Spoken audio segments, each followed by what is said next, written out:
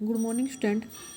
आज मैं आपको क्लास 10th का अध्याय 7 नियंत्रण एवं समन्वय ये वाला चैप्टर आपको एक्सप्लेन करने जा रही हूँ। इसमें से इस चैप्टर में से ऑलमोस्ट सारे टॉपिक कट गए हैं। आपका जो बोर्ड का 2020 का सिलेबस है उसमें चैप्टर 7 ऑलमोस्ट कट गया है, लेकिन कुछ इसका एक पेज सिंगल पेज के बारे में कुछ नहीं लिखा हुआ, वो पेज शायद आपका आ सकता है, तो मैं वो पढ़ा रही हूँ।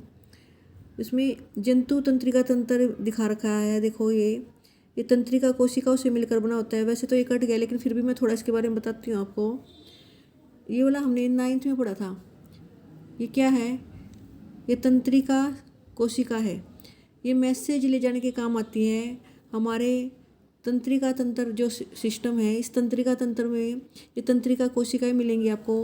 तंत्रिका कोशिका सारी इन तंत्रिका कोशिकाओं से ये तंत्रिका तंत्र बनता है। ये सारे के सारे मैसेज, हमने क्या छुआ, किसी गर्म चीज़ को हम छूते हैं तो वो मैसेज हमारा मेरु रज्जु के थ्रू कहाँ जाता है? हमारे मस्तिष्क तक लेके जाती हैं।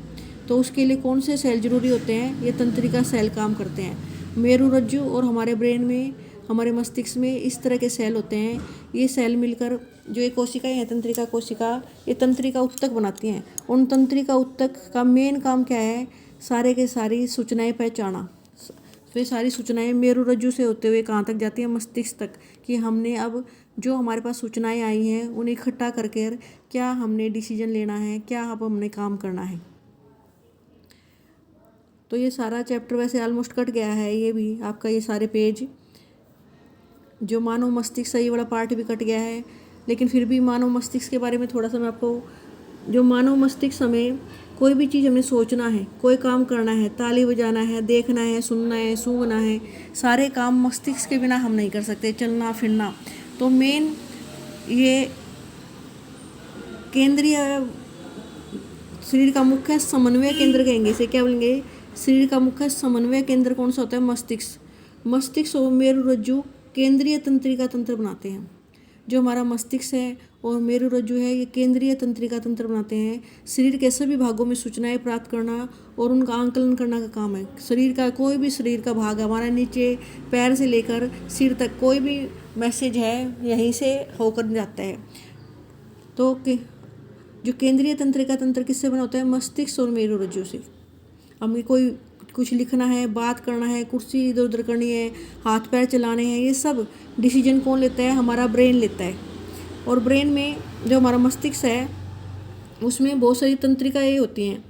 तंत्रिकाएँ दो तरह की होते हैं। एक तो केंद्रीय तंत्रिका तंत्र, तो हमारा मैंने आपको बता दिया मस्तिष्क और मेरु रज्जु से मिलकर बना होता है। अब केंद्रीय तंत्रिका तंत्र और शरीर के अन्य भागों तक आपको संचार करना है, कोई मैसेज पहुंचाना है, तो परिधीय तंत्रिका तंत्र काम करता है। और परिधीय तंत्रिका तंत्र किससे मिलकर बना होता है?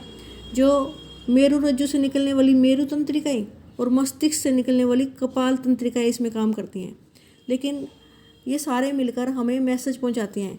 ये वाला सारा पार्ट हमारा कट चुका है, लेकिन फिर भी मैं इसे इसीलिए बता रही हूँ क्योंकि आगे जो ये एक पेज है ना, ये छोड़ दिया इन्होंने। 7.1.3 और 7.1.4 ये दो टॉपिक आपके अभी बचे हुए हैं सिलेबस में।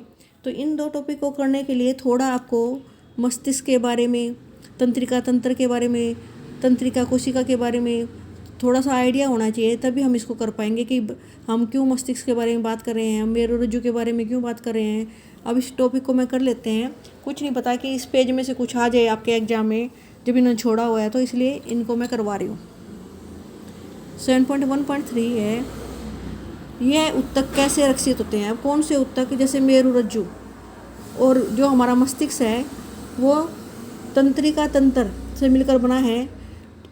मस्तिष्क कैसा है हमारा? बहुत ही कोमल है, विविध क्रियाओं के लिए बहुत आवश्यक है। मैंने तुम्हें बताया कि हमने कुछ भी काम करना है, लिखना है, याद करना है, सुनना है, सूंघना है, ये सारे काम मस्तिष्क के बिना नहीं हो सकते। मस्तिष्क बताता है हमने क्या देखा, क्या सुना। तो अब ये इतना महत्वपूर्ण हमारा जो अंग है, इसकी तो रक्षा तो करनी भी होनी चाहिए। शरीर में कुछ इस तरह से शरीर में इस मस्तिष्क को रखा गया है कि इसकी अपने आप ही रक्षा हो जाती है। कैसे?